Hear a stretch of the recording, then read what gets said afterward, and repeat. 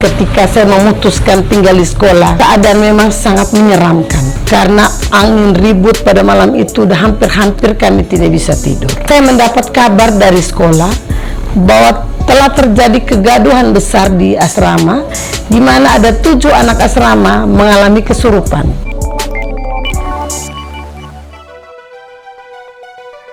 Like, share, dan subscribe channel YouTube Flores TV.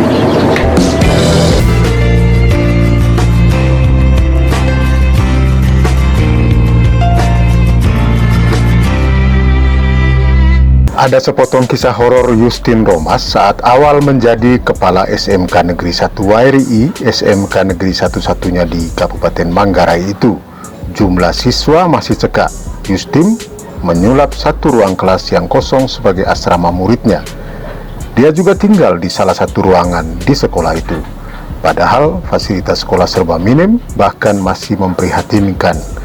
Ketika tahun 2013 itu, saya menyongsong ujian nasional pertama yang masih kertas pensil itu.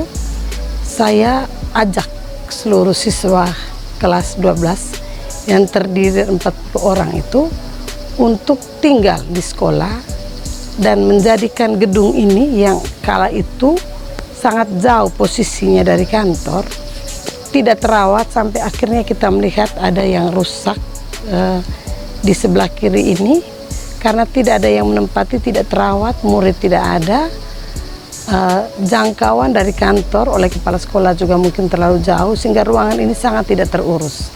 Lalu akhirnya waktu itu karena dia kosong, saya kondisikan tempat ini sebagai tempat tinggal dari siswa-siswa pria. Kalau saya tidak salah waktu itu mereka ada 23 orang karena 18 itu perempuan gitu. Lalu ini dijadikan asrama. Dan pada waktu saya mempromosikan SMK Negeri 1 WRI tahun 2015, salah satu yang saya sampaikan lewat radio pada waktu promosi itu, tersedia asrama gratis. Yang saya maksudkan asrama gratis ya gedung ini. Lalu waktu itu kami kondisikan, kami bikin balai-balai pakai papan supaya anak-anak bisa menempati tempat ini dan bisa tidur di sini, dengan ajakan untuk bisa bersusah-susah dahulu, bersenang-senang kemudian. Cobalah tinggal di sini dengan segala kondisi yang masih sangat minimalis.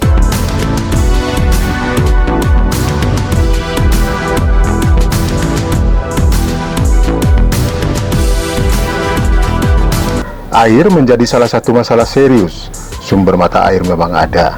Lokasinya di jalan terjal. Ada di sebelah sana itu ada mata air. Mungkin ini mata air yang terdekat, sehingga dari tempat ini anak-anak turun bukit sedikit mereka temukan mata air yang ada di bawah pohon. Di pohon itu, sehingga disitulah mereka bisa mandi dan menyuci pakaian. Nah itulah awal sehingga berita tentang ada asrama gratis ini menggema kemana-mana.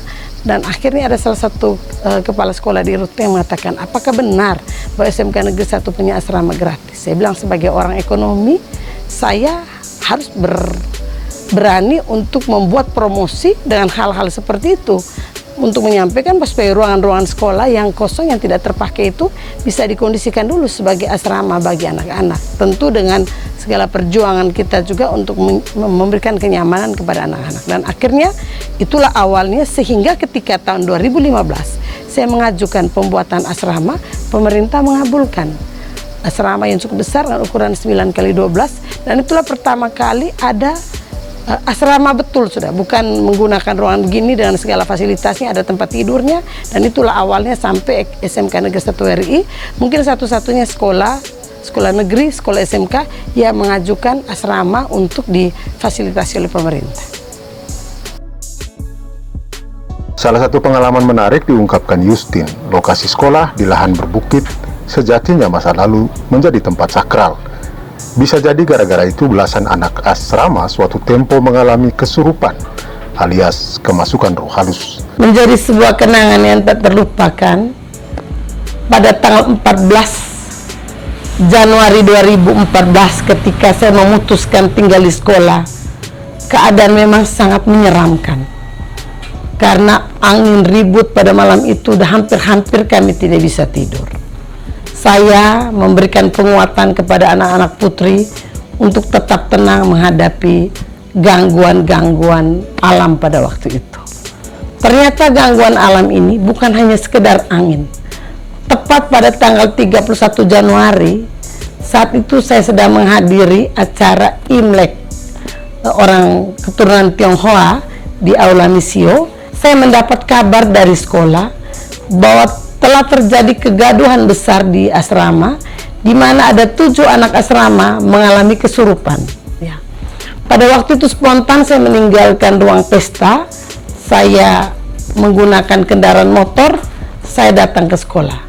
Ternyata memang di sekolah sudah banyak masyarakat yang datang menonton peristiwa itu.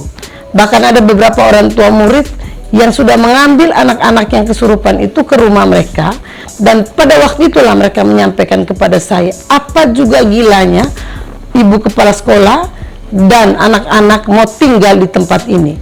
Karena sesungguhnya bukit ini, bukit yang ada bukit sekolah itu dulu menjadi tempat di mana orang-orang Kenda membawa sesajen mereka kepada mereka punya leluhur. Dan itu tempat menurut orang Manggarai dianggap sebuah tempat yang cukup angker, tidak untuk menjadi tempat tinggal, tapi hanya untuk menjadi fasilitas sekolah di mana kegiatannya siang hari.